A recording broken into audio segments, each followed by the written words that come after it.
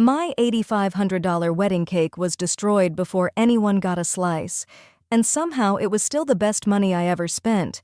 I mean that with my whole chest, because lying in the middle of that bright red wreckage, covered in buttercream, edible gold, and crumbs of red velvet, was my younger sister Tessa, drifting into the sleep she had prepared for me. She had tried to drug me at my own wedding, not with some vague plan, not in a fit of emotion. She had brought a tiny vial, waited for the toast, and poured it into my champagne so I would look drunk and unstable in front of my new husband's wealthy family. I let her think it worked. Then I moved 2 glasses across a silk tablecloth, smiled like a bride, and watched my sister drink the consequences she had mixed for me. To understand why Tessa wanted to destroy the happiest day of my life, you have to understand the months before the wedding. My name was Naomi Brooks, 29 years old, marketing director at a firm in Savannah, and I had spent my entire adult life being called difficult whenever I stopped being useful. I was organized, careful, and polished because I learned early that nobody was coming to rescue me from chaos. I made plans. I made backup plans. I kept receipts. I smiled under pressure because pressure had been sitting at my family's dinner table since I was old enough to hear my mother's sighs. My younger sister Tessa was 27 and called herself a lifestyle creator, which meant she filmed videos about abundance from a bedroom our parents still paid for. Her 12,000 followers saw curated skincare routines, motivational captions, and expensive coffee. They did not see the $51,000 in credit card debt she was hiding behind ring lights and affiliate links. My parents, Brenda and Lionel Brooks, adored her with a loyalty that had never required evidence.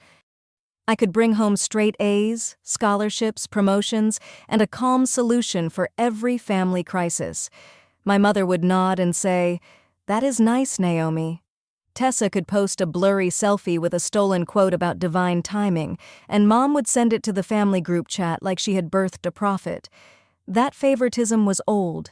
It had roots. The first root I remember was a birthday cake when I was 9. My grandmother had baked me a lemon cake because I was obsessed with anything yellow that year. Yellow backpack, yellow barrettes, yellow notebooks with my name written on every corner. I blew out my candles, and Tessa burst into tears because she wanted a chocolate cake for herself. She was 7. Children cry. I understand that now. What I still do not understand is what happened next.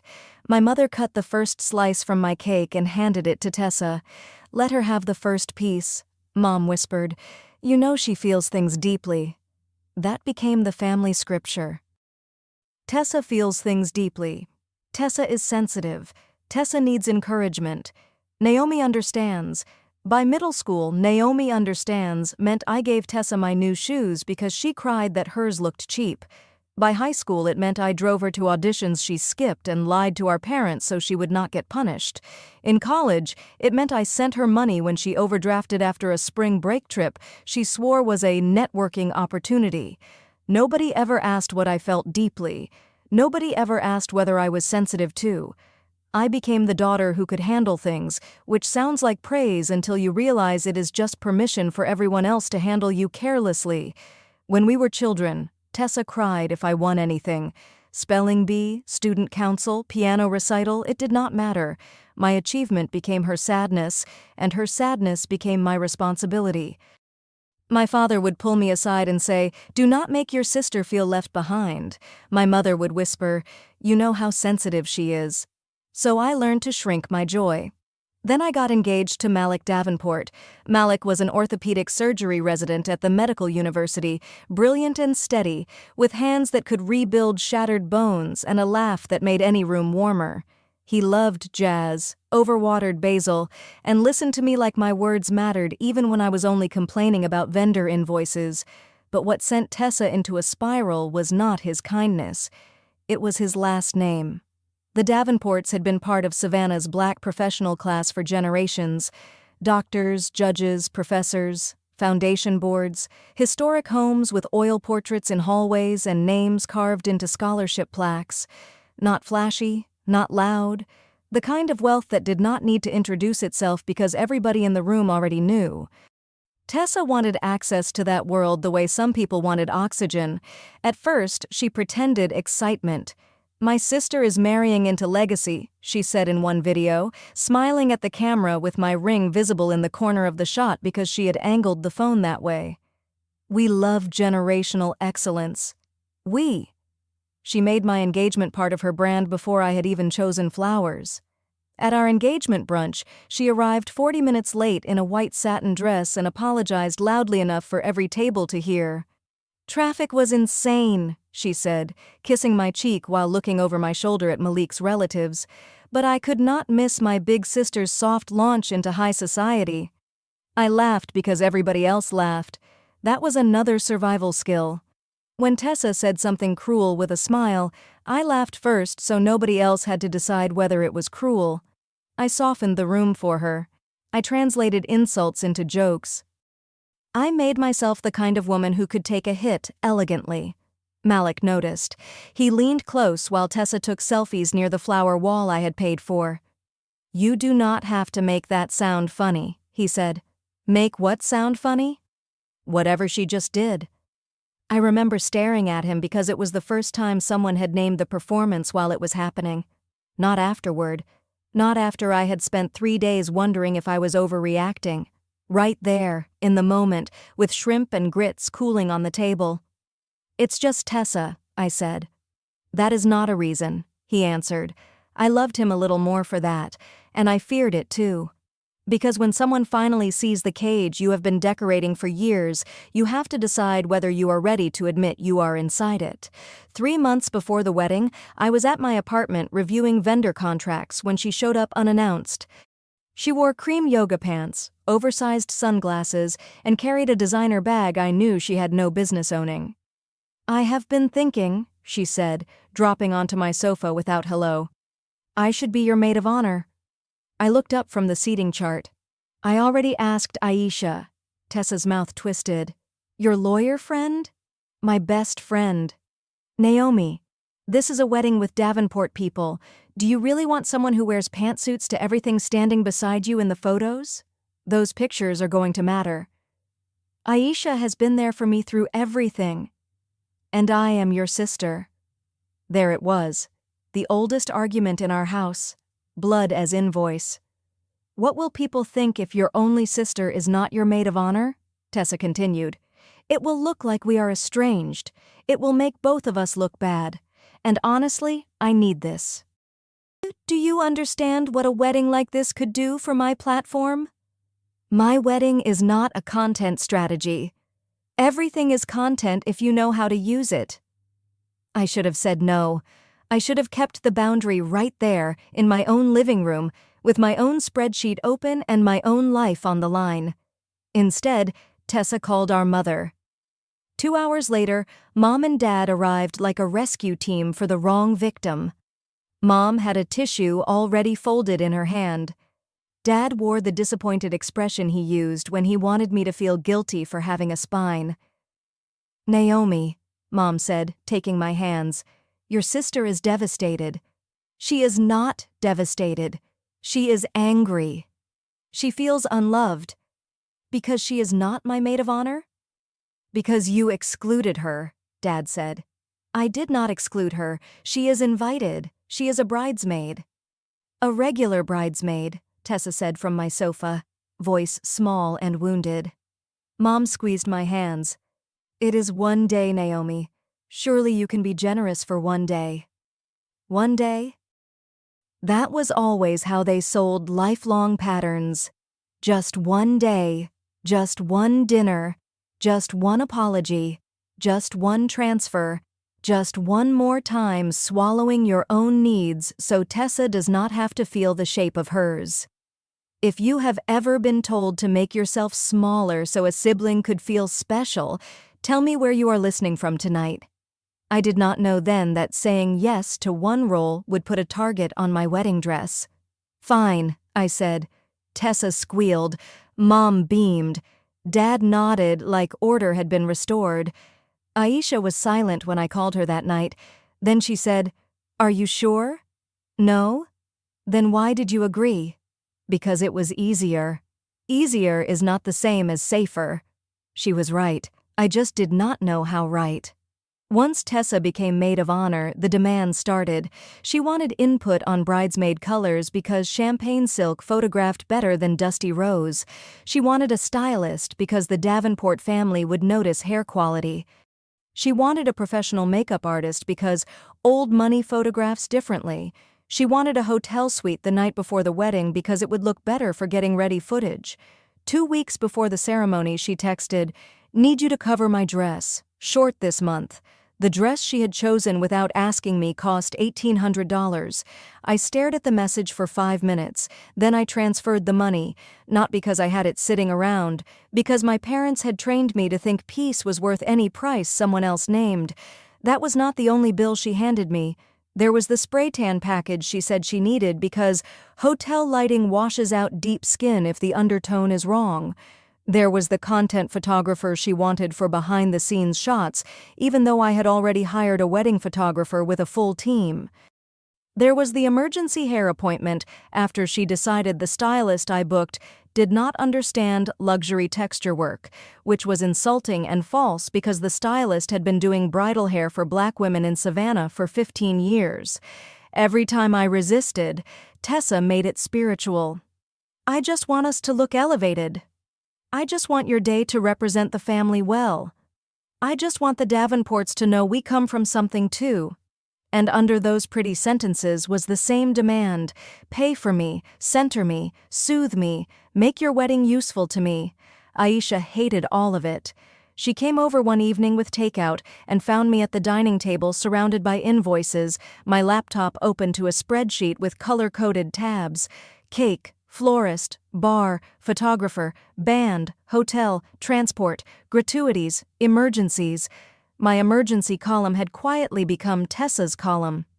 "You know this is wild, right?" Aisha said, stabbing noodles with a fork. "Which part?" "The part where your maid of honor is treating your wedding like a sponsorship package." I rubbed my eyes. "I just need to get through the day." That sentence is how people lose years. She was not dramatic when she said it. That was what made it land. Aisha spent her workdays listening to people describe the moment they ignored a warning sign because peace felt more convenient than truth. She knew what denial sounded like when it put on a nice dress. "Promise me something," she said. "What?" "If she does anything strange on the wedding day, you look at me." I laughed then because the strangest thing I imagined was Tessa stealing the photographer for a hallway shoot. "I promise." Looking back from the ballroom floor, after the cake collapsed and the truth came through the speakers, I could see every step clearly. Tessa did not want to celebrate with me. She wanted to stand close enough to ruin what she could not own. The Magnolia Harbor Hotel ballroom looked like a dream designed by people who understood candlelight. Crystal chandeliers warmed the room, ivory silk covered the tables, white roses and trailing greenery spilled from tall centerpieces. The hardwood floor reflected hundreds of tiny flames. A jazz quartet played near the bar. Every detail had been planned, negotiated, and paid for with the kind of precision that made my marketing director heart both exhausted and proud. At the far end of the ballroom stood the cake. 6 tiers, red velvet, ivory fondant, edible gold leaf catching the light like tiny sparks, handmade sugar flowers cascading down one side in peonies, roses and gardenias so realistic I wanted to apologize to the baker for eventually cutting into them. It cost $8,500. At the time, I thought that was for artistry. Later, I understood it had also purchased the most honest scene my family had ever staged. The head table was arranged exactly as I requested. Malik sat to my left. Tessa sat to my right. Beside Malik sat Julian Ross, his best man and closest friend from residency, a cardiologist with calm eyes and the steady kindness of someone used to emergencies. Aisha sat at the VIP table directly across from us. That placement had been intentional too. She had argued that if she could not stand beside me as maid of honor, she would at least sit where she could read every face at the head table. "Old defense habit," she said during planning. "I like sightlines." I thought she was being protective. I did not know she would save me. In front of each person at the head table sat an identical crystal champagne flute. No initials, no ribbons, no charms, just clear stems, rising bubbles, and expensive champagne gifted by Malik's family for the toast. The main course had just been cleared. Malik leaned toward me. Did you see Uncle Randall trying to flirt with your Aunt Patrice near the bar? I turned fully to my left, laughing despite the long day. He does know she is a deacon, right? That might be the attraction. As I laughed, I caught movement on my right. Tessa's hand. She reached across the table as if fixing my place card, which had slid slightly during dinner. Helpful, innocent, sisterly, but her palm hovered over my champagne flute 1 second too long. Something colorless fell from a tiny glass vial hidden against her hand. The liquid slipped into my flute and vanished inside the bubbles. No color, no residue, no sign. My smile stayed on my face because my brain had not caught up with what my eyes had seen. Then my phone buzzed. It lay face up beside my plate. An iMessage from Aisha. 5 words. Swap glasses. She drugged it. The ballroom tilted. For a moment, my body wanted to do the polite thing. That sounds impossible unless you grew up the way I did.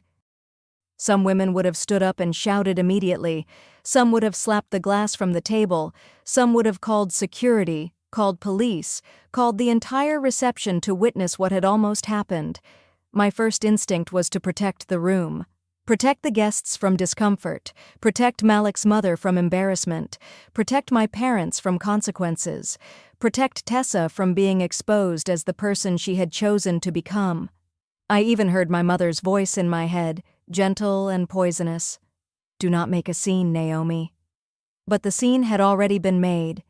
Tessa made it when she brought that vial. She made it when she waited until my husband was turned toward me and the room was softened by champagne and music. She made it when she gambled that I would be too trained, too graceful, too grateful to survive loudly. My hand went cold around my napkin.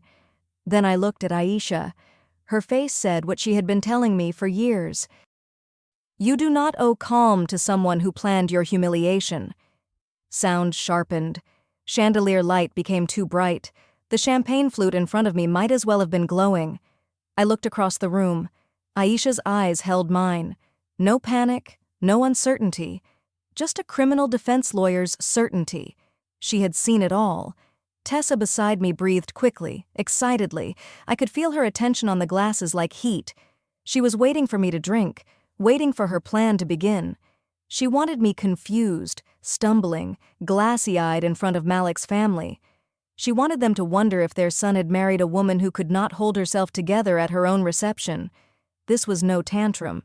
This was not jealousy with lip gloss. This was an attack. Malik squeezed my hand. You okay? Perfect, I said. I needed a distraction. Then came the click of heels behind us. Evelyn Davenport walked from the family room behind the ballroom, fresh lipstick perfect, silver hair pinned smooth, navy beaded gown moving like water. Malik's mother carried dignity the way other people carried purses, quietly, expensively, with the assumption that the world would make space. Tessa stiffened. If there was one person she could not resist, it was Evelyn Davenport. She turned so fast her earrings flashed. Mrs. Davenport, Tessa said, rising from her chair. Her voice rose into that sweet artificial register she used for cameras and powerful women. Were you resting in the family room? I hope the reception is not too overwhelming. Everyone must want your attention tonight. She stepped directly into Evelyn's path, back turned. To me, to the glasses. My window opened. I did not lift the flutes. Too visible, too risky. I slid them. My fingers found both stems low near the base. The silk tablecloth gave just enough resistance to control the movement. My drugged glass moved right toward Tessa's place. Her untouched glass moved left toward mine. A slow cross, smooth and quiet, the liquid barely rippling. Behind me, Tessa gushed, that gown is extraordinary. The beadwork, the cut, the way the navy brings out your complexion. I told Naomi earlier you looked absolutely regal. I rotated the clean flute slightly so the faint lipstick mark Tessa had left faced away from me. 5 seconds. maybe 6. Then it was done. Aisha saw. Across the room she lifted her wine glass by half an inch, not a toast anyone else would notice. A signal. Keep going. Evelyn freed herself with the patience of a woman who had handled social climbers since before Tessa knew what a brand partnership was. "How kind, dear," she said. "Excuse me." Tessa returned to her chair glowing with triumph. She glanced at the glasses. They looked exactly as they had. Same bubbles, same height, same crystal. Her confidence did the rest of my work for me. She reached for the glass in front of her, mine, the one she had prepared. "Come on," she said, lifting it toward me. "A private toast before the official speeches." I raised the clean flute. "To a night none of us will forget." Our glasses chimed. She drank deeply, eyes locked on mine over the rim. She thought she was watching my downfall begin. I took one polite sip and watched her swallow her own trap. I did not feel victorious. Not yet. My heart was beating too hard for victory. My throat had gone dry. I could feel Malik's shoulder brushing mine and hated that he had no idea a crime had just passed between me and my sister in crystal glasses. I wanted to whisper everything to him, but one wrong movement could send Tessa into damage control before Aisha had enough proof. A woman like Tessa did not need facts to survive. She needed confusion. She needed the room unsure. She needed 5 minutes to cry and say she was misunderstood. So I gave her certainty. I let her believe her plan was untouched. When she checked my face, I softened my eyes. When she glanced at my glass, I set it down near my plate as if I had drunk more than I had. When she asked, "Feeling okay?" I gave a tiny laugh and said, "Just emotional." Her smile bloomed. That smile was the last thing she owned that night. After that, I performed. I went quiet. Let my smile soften. Answered Malik's questions with slightly vague replies. Laughed a second late when Julian made a joke. Looked down at my plate as if the champagne was already making me unfocused. Tessa noticed immediately. Her mouth curved. She leaned back, satisfied, practically vibrating with anticipation. She thought the sedative was taking hold in me. She did not realize it was moving through her bloodstream. The MC stepped up to the microphone just after 8. "Ladies and gentlemen, we invite the best man to say a few words." Julian stood, buttoned his tuxedo jacket, and walked to the small stage near the cake. For several minutes he had the room laughing. Stories about Malik's terrible cooking during residency. The time he wore mismatched shoes to a hospital fundraiser. The moment Julian knew Malik loved me because he started leaving meetings on time. The speech gave Tessa's body time to betray her. I watched from the corner of my eye. First, she touched her temple.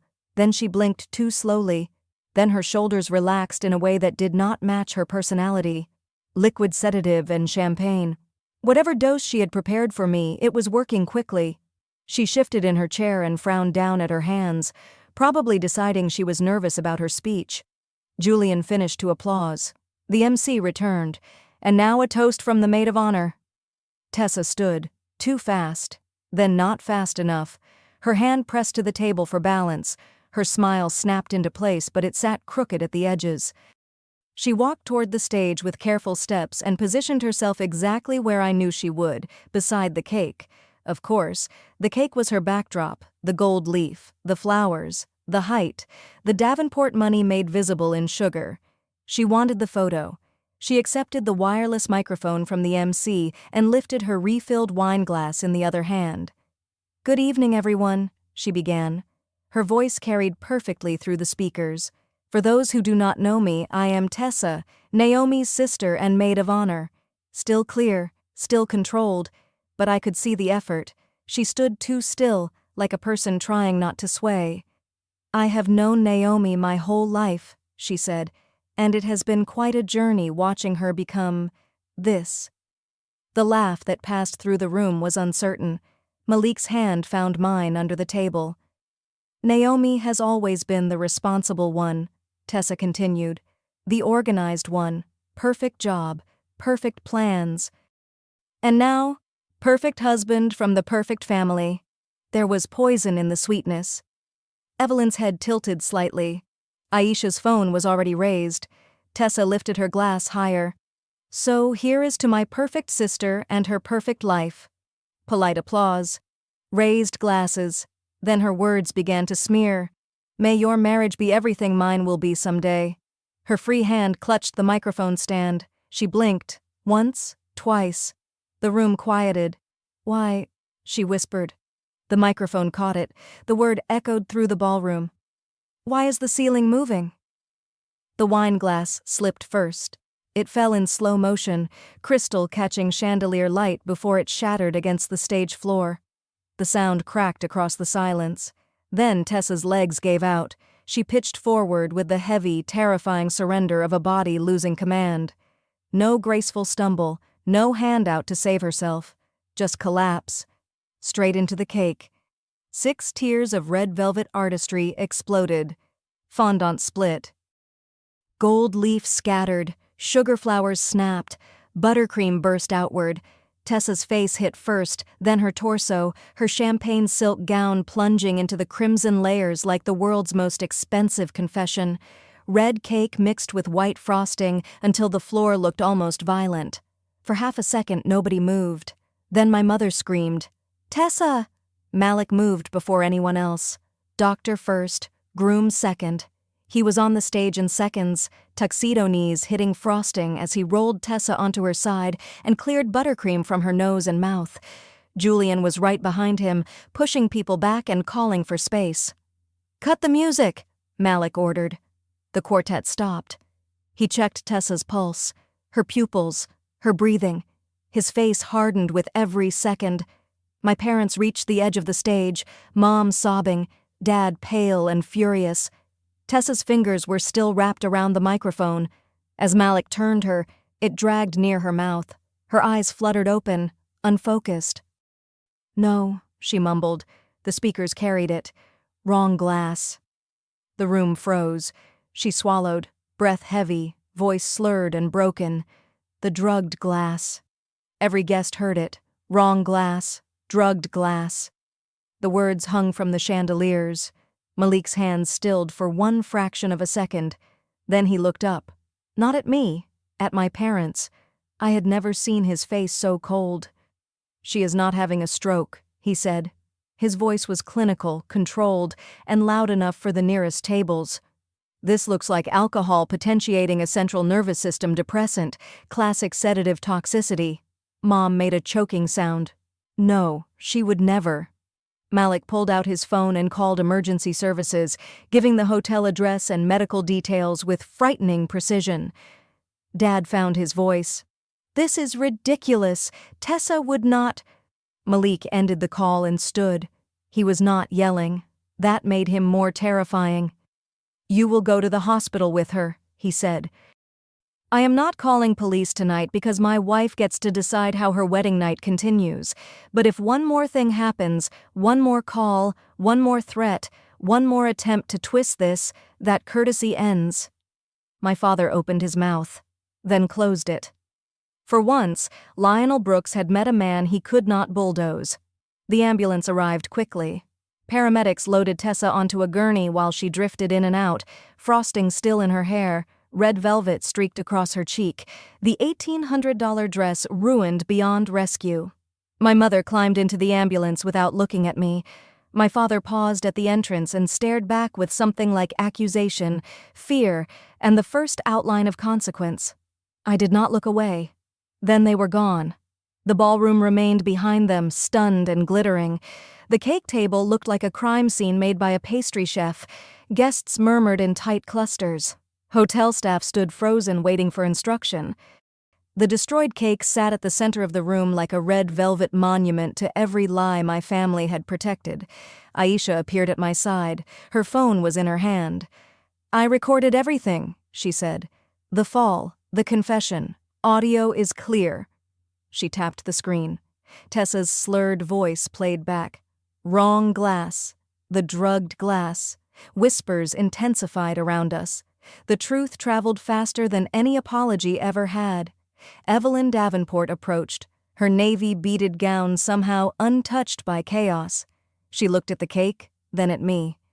"Well," she said after a moment, dry as good champagne, "no one will forget this reception.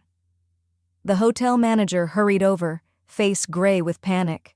"Mrs. Davenport, Mrs. Brooks Davenport, I am so terribly sorry. Given the circumstances, should we end the reception?" I looked at the ruined cake. $8,500 of artistry reduced to red crumbs and frosting. Months of tension. Years of bending. A sister who had tried to poison my image and poisoned herself instead. All I felt was light. Malik came back to me, his hand warm around mine. "How are you?" "This is the first time I have seen you breathe since we got engaged," he said before I could answer. He was right. I turned to the manager. "Clean it up. Bring out whatever desserts the kitchen has. More champagne, too." He blinked. "You want to continue?" "This is my wedding reception," I said. "I am going to celebrate with the people who actually care about me." Something changed after that. The guests who had come for appearances left quietly, my parents' friends, a few relatives who preferred scandal when they were not expected to take a side, society people who suddenly remembered other obligations, let them go. The people who stayed were ours, Malik's colleagues, my work friends, Aisha, Julian, Evelyn, cousins who hugged me without asking me to forgive anyone. The staff cleared the cake wreckage, brought chocolate torts, lemon tarts, and little cups of vanilla custard from the kitchen. Someone opened another case of champagne. The jazz quartet began again, softer at first, then stronger when the room found its pulse. The first song after the ambulance left was not on our list. The bandleader looked at Malik, then at me, and eased into a slow version of "At Last." For half a second I almost laughed at the absurdity. A classic love song playing in a ballroom that still smelled faintly of sugar, champagne, and medical panic. Then Malik offered his hand. People moved back without being told. I stepped into the middle of the dance floor in a gown with a faint smear of frosting near the hem from where I had knelt beside him at the stage. It should have bothered me. Months earlier, one mark on that dress would have sent me into a vendor call spiral. But now it felt like evidence that the night had become real. Evelyn danced with Julian for half the song, then with one of Malik's uncles. Aisha cried openly and denied it when I caught her. My cousin Renee brought me a lemon tart on a napkin and said, "This tastes better than revenge, but barely." For the first time all day, laughter did not cost me anything. I danced with my husband under the chandeliers. No perfect cake, no perfect family, no maid-of-honor speech, just Malik's arms around me and a ballroom full of people who had seen the truth and stayed. "No regrets?" he asked against my hair. "None." Across the dance floor, Aisha lifted her glass. I lifted mine back. The next morning, sunlight filled the hotel suite, bright and rude and beautiful. My phone buzzed on the nightstand. "Mom, how could you let this happen? Tessa only did it because she felt left out. She was overwhelmed seeing you join such an important family. She made a mistake. A good sister would have poured the glass away. Family is family, Naomi." I read it once, then again. The old Naomi would have answered. She would have apologized for surviving. She would have explained that she did not mean to embarrass anyone. She would have asked if Tessa was okay before asking if she herself was allowed to be hurt. That Naomi had died somewhere between Aisha's text and the cake collapse. I deleted the message, then I blocked my mother, then my father, then Tessa. Malik watched from the bed. Quiet. "You okay?" "Yes." I waited for guilt to contradict me. It did not. "I really am." No more money to cover Tessa's debt. No more emergency calls from my parents. No more being told I had to be generous while my sister sharpened her jealousy into a weapon. No more confusing silence with peace. Freedom tasted like Savannah morning air, salty and clean. 1 year later, Malik drove me to a prenatal checkup. I was 8 months pregnant, belly round beneath a yellow sundress, one hand resting on the place our daughter liked to kick whenever jazz played in the car. At the clinic, the ultrasound technician smiled as she moved the wand across my skin. "Everything looks perfect. She is growing right on schedule. A daughter." Malik's hand tightened around mine. His eyes shone. We had talked for months about the kind of parents we wanted to be. Not perfect, not polished for outsiders. Honest, fair, safe. No golden child, I whispered. No scapegoat, Malik said. No forced forgiveness. No earned love. Every child equal. Always. We drove home through oak-lined streets, past historic houses and gardens bright with late-afternoon sun. My phone, new number, new contacts, stayed quiet in my purse. My mother had tried to reach me through mutual acquaintances. My father had sent one letter. Tessa had apparently told people she remembered nothing and therefore could not be blamed for what she said into a microphone. I did not answer any of it. Some bridges once burned should not be rebuilt just because the people on the other side dislike the view. People assume estrangement is one dramatic door slam. For me, it was quieter. It was not answering on Thanksgiving when my aunt texted, "Your mother is crying." It was telling a cousin, "I am not discussing this," and meaning it. It was changing banks because Tessa once knew my security questions. It was saving every message in a folder Aisha told me to keep, just in case my family decided reputation mattered more than peace again. It was learning that guilt rises like a fever and then breaks if you do not feed it. Some mornings I missed the idea of them, not the people they had been to me, but the fantasy I had built to survive them. A mother who would choose me when it counted, a father who would protect truth over comfort, a sister who could look at my happiness without wanting to bruise it. But grief for an imaginary family is still grief. I let myself feel it. Then I kept walking. That evening I sat on our back porch with my laptop open and my daughter turning slow circles beneath my ribs. Malik cooked dinner inside, humming along to music. Through the window I could see him moving through our kitchen, our home, our life, built on honesty, not performance, not manipulation, not fear of what a jealous sister might do if nobody fed her attention. I wrote a private post in the support forum where I had documented pieces of my story over the past year. My family still says I was cruel for swapping the glasses. They say I should have quietly poured mine out and protected Tessa from herself. They say losing an $8,500 cake was proof that I cared more about revenge than family. But that cake bought me clarity. It showed 300 people what my family had spent years hiding. Then I closed the laptop. My daughter kicked, firm and sure. I pressed my hand to the spot. The wedding cake was gone. The dress was ruined. The family fantasy shattered in public, and I had never been happier. The cage was open. The monster was gone. If your sister drugged your glass at your own wedding, would you pour it away quietly or let her drink the truth she mixed for you? Tell me what you would have done when she raised that toast.